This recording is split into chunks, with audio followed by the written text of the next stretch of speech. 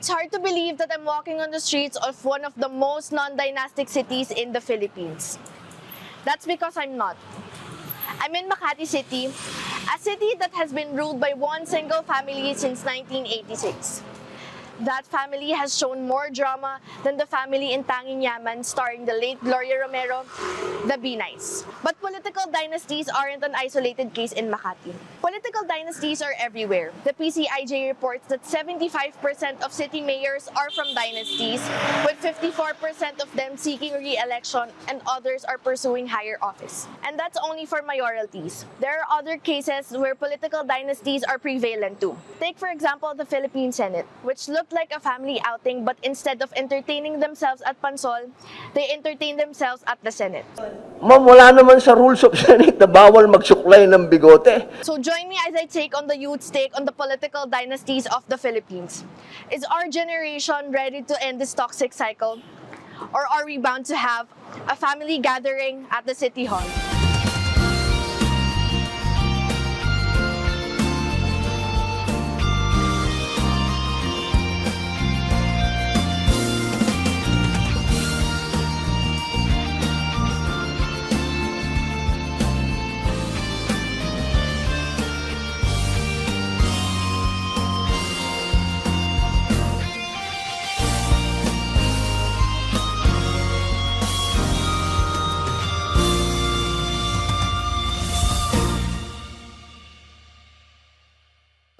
Mukhang andito na yung i-interviewin natin. Akala ko ba mag-uusap lang tayo, bakit may camera dito? Hi guys! Kamusta naman kayo? Eto, mag-ready na for finals. Ay, si tama no? Sorry. Taga-Jensen ka? Oo. So, kumusta naman ang political state doon? Ay nako, tanong ka pa. Ang political state sa Jensen ngayon, puno ng political dynasties. Diyos ko po, from Pacquiao to Nunez, Lihido. Diyos ko po, ang dami-dami. Yung mga anak nila. Ang laban na to Kasi tapos na rin. Yung mga kapatid nila. para sa'yo. So parang, wala.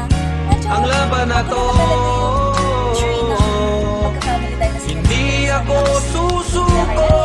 Isisigaw ko sa Uy, Iya, okay ka lang? Ay, oo. So, kahit bago pa lang si Pacquiao sa political field, nagkakaroon na siya ng political dynasties mula sa lahi niya? Oo. So, as someone from Jensen, are you favored towards political dynasties? No, syempre no. Siyempre, why do we need the same representation from the same people? Why not get new ideas? Or ang laban na to ano naman pwedeng mga para sa'yo. people sa Jensen, hindi lang sila eh. Tsaka, Ang laban na to hindi diba? Ikaw naman, Angged, taga Batangas ka, di ba? Oo. So right now, mag-inang tumatakbo sa provincial office, si Vilma sa governor at si Luis naman sa vice governor. Ano naman masasabi mo? Well, it feels very wrong nga eh. Tingnan mo, yung asawa ni Vilma, si Ralph Recto, magiging finance secretary na. Nakakainis lang na dire-diretso silang mag-anak na naluluklok sa pwesto. Ramdam mo kasing harap-harapan ka ng nilalaro. So against ka din sa political dynasties? Sobra. Nice. So, dito naman tayo ngayon sa ating minamahal na alma mater. Siyempre, ang Mapua University. Ayan ang ating mga susunod na makakapanayam. Bianca, di ba taga Mandaluyong ka? Yes po. So, ano namang masasabi mo sa pamamalakad ng mga Abalos? Do you think Benner Abalos deserves to be in the Senate? I mean, hindi eh. Kasi lagi na siya yung talagang namamahala sa Mandaluyong. Kaya parang ang weird na lagi na lang sila. Kaya ayun. Yan yung sagot mo, babe. Disagree ako dyan. Diba? Kasi pag patuloy-tuloy na namamahala isang pamilya, parang okay din naman na magka-political dynasty kasi tuloy-tuloy yung mga program nila, mga ginagawa nila, napapagtuloy nung anak Hindi nila. eh. Pero kasi dapat hindi nagbe-base yung family, yung bloodline na nasa kung sino yung pipiliin mo, di ba? Ganun ba? Parang okay naman, diba? Parang hindi na nakikinig to. At nakikinig ka pa ba? Ay, sorry naman, di ba? Diba? Ay, okay ka pa ba, babe? Okay pa naman. So, anong conclusion nyo sa inyong mga sagot? Gets ko naman siya. Parang okay. Dapat ibang tao din naman. Parang give chance to others, diba? Ako, sense ko sa kanya, sige fine. Pwede na naman yung bloodline kasi doon na kayo nasanay. Pero kasi, give chance to others, baka meron dyan mas better na namamahala, di ba? Ayan, tama naman, di ba? We've listened to some of the voices of our young people. Most of them were against political dynasties. Some of them were still okay with it. But let's try to find out what those sitting inside political circles say about political dynasties. Cap? Uy! Cap Louie! Hello, Cap! Uy, welcome back! Magandang umaga sa'yo. Buti nakabalik ka dito. Parang dati nang pinablatter ka kasi diba yung panty ng kapitbahay? Ay, naku, Hindi na- Cap! Wala naman, matagal naman na yun. Tagal na pala yun. Welcome back. Anyways, Cap, so bilang captain ng barangay na nasa ilalim ng political dynasty, kumusta naman ang ugnayan ninyo sa munisipyo? Syempre maganda kasi political dynasty nga eh. So parang kilala ng mga taong bayan kung sino yung binoboto nila. So sure na sila na maganda yung serbisyo. So paano niyo po nasasabi na nakakatulong yung political dynasty sa constituents niyo?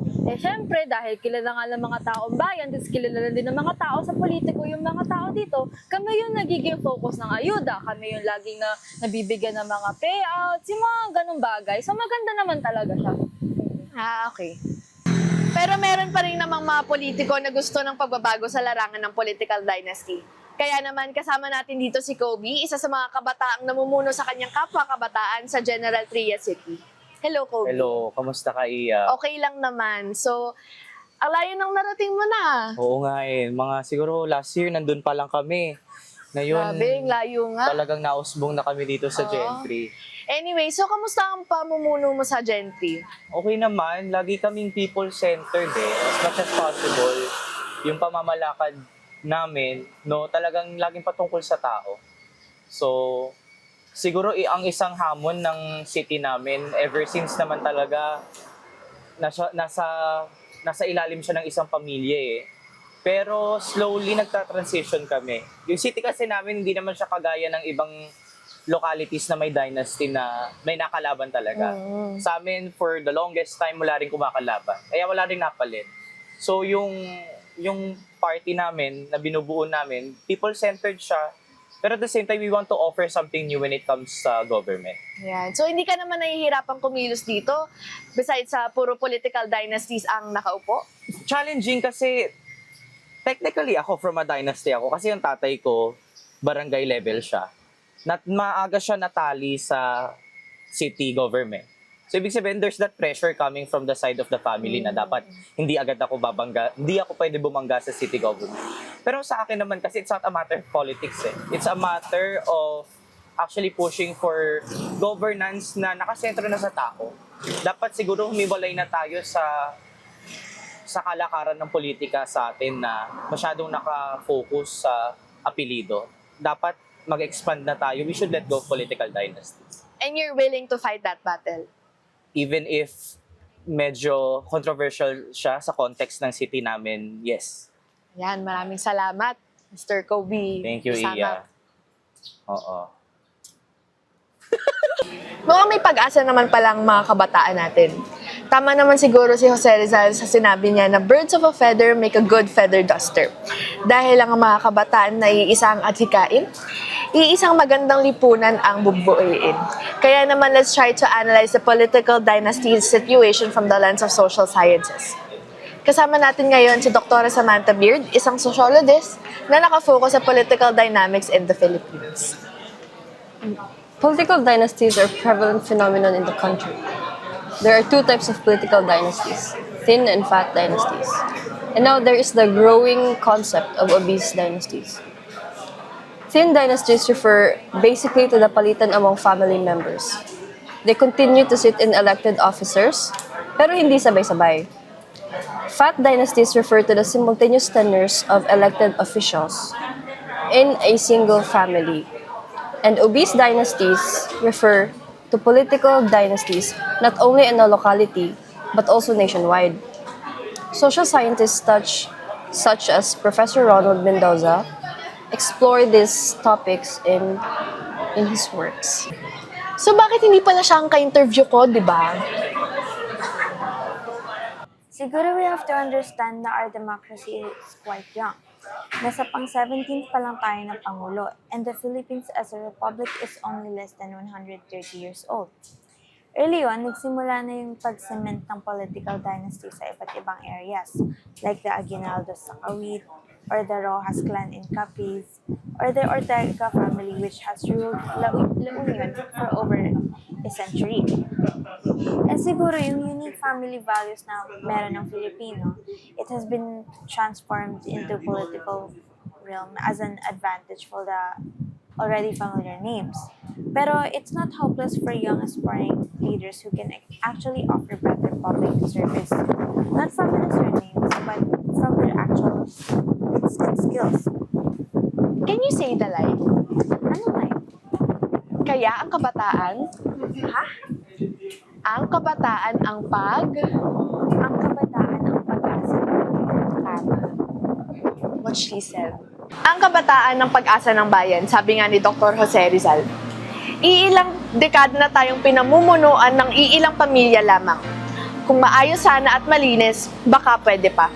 Kaso hindi. Instead of honest, transparent, accountable, and new leaders, free from conflicts and personal ambitions, ang nakukuha natin family gathering sa City Hall. At tayo, boboto pa rin. Aasa lamang sa mga paayuda, mga palakasan, mga pangakong natutupad lang kung ikaw ay kadikit at kakampi. Ayon nga kay Andres Bonifacio, pwede mong titigan dahan-dahan palapit yung katawan sa tag-init, dumadampi na parang tubig na banal. Ano pa bang hinihintay mo? Ikaw lamang ang hinihintay ko. Tayo lang din naman ang maghihintayan. Tayo lang din naman ang aasa pa sa pagbabago sa bansa. Bakit di pa natin simulan? Magrevolusyon tayo, pero sa balota. Bumoto tayo ng tama, bumoto na tayo ng tama. Para hindi na lang puro family reunion sa City Hall, baka sakaling makamtan na rin natin ang people's government sa City Hall.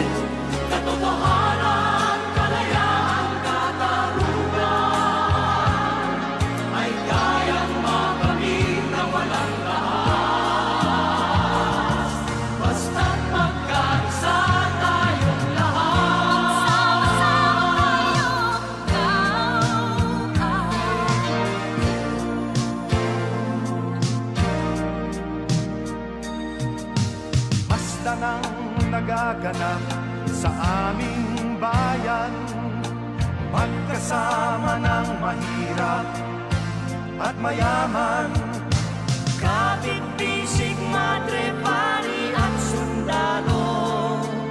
Naging langit itong bahagi ng mundo. Huwag muling payagang umiral ang dilim. Tinig ng bawat tao'y bigyan ng pansin.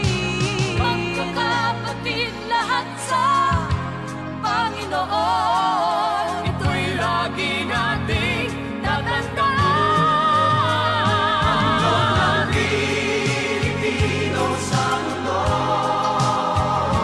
mapayapa para ang pagbabago. So ngayon naman, may nahanap akong bata na pwede natin pagtanungan.